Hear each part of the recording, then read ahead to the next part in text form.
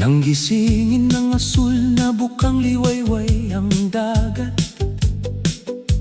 umaawit ang hangin sa ibabaw ng mga bangin ng makapuo. Ang mga alon na dumaloy ng libu-libong beses, isang pangalan pa rin ang tinatawag. Kung saan unang humalik ang langit at dagat, kung saan ang mga esmeralda na tubig ay umapos sa liwanag ng mga bituin. Nakilala kita sa gilid ng burol na iyon. Ang hangin ay naging amoy ng mga bulaklak na bumabalot sa atin.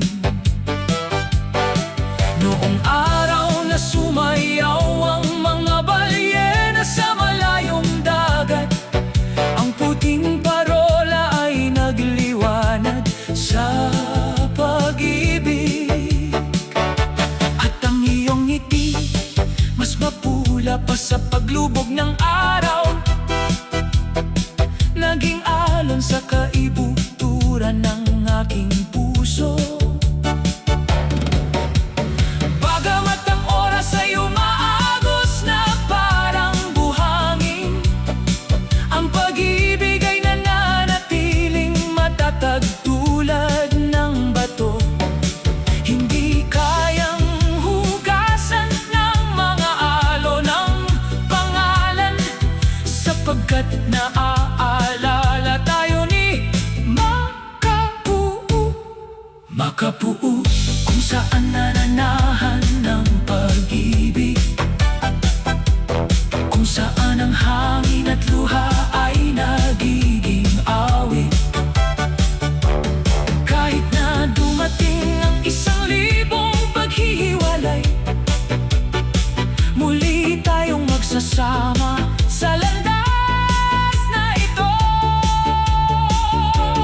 Makapuo, kung saan nabubuhay ang mga alamat, ang liwanag ng buwan nang nagbubuklod sa dalawa ng ating pagsasama. At kahit na matapos ang dagat, mamahalin kita magpakailanman. Sinasabi ng mga sinaunang tao na sa malalim na tubig sa ilalim ng mga bangin na ito, ang mga kaluluwa ng mga magkasintahan na tumupad sa kanilang sinumpaan hanggang sa huli. Naging mga bituin upang magbigay liwanag sa daan. Sa gabi, ang mga alon ay umaawit ng isang oyay. Sa bukang liwayway, ang isang bahaghari ay nagpipinta ng isang pangako. Hanggat hindi natin binibitawan ang mga kamay ng isa't isa, ang alamat ay muling isinilang ngayon. Kung darating ang araw na ikaw ay maliligaw ng landas, sundin ang liwanag ng parola. Ang pag-ibig ay hindi tungkol sa paglayo, kundi pagkikita muli sa dulo ng paghihintay. Kung yayakapin ka ng hangin, alamin ng puso ko ay umaabot. Kung ang mga alon ay tumatawag sa iyo, alamin na ako ang tumatawag sa iyong pangalan. Makapuo, walang hanggang pag-ibig. Ang Pasipiko, isang pangako na nagniningning kahit sa huli.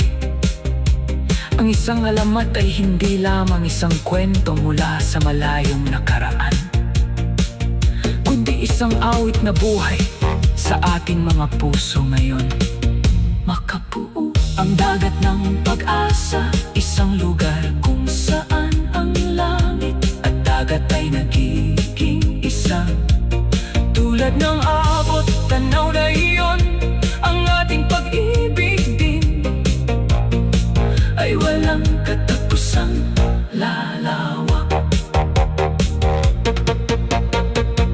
Pag muling pininturahan ng bukang liwayway si Makapuo, mahinang bumubulong ang mga alon.